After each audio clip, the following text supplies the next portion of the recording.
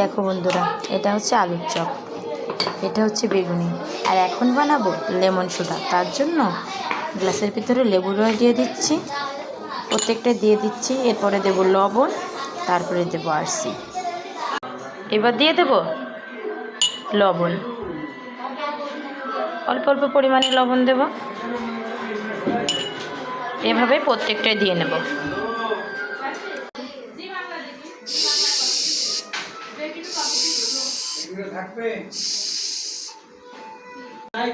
এবার দিয়ে দেবো আরসি, প্রত্যেকটাই দিয়ে দেবো।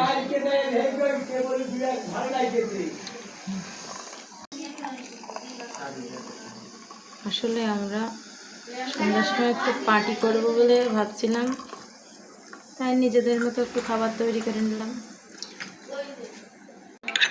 এবার সবগুলো গুলোয় নেবো।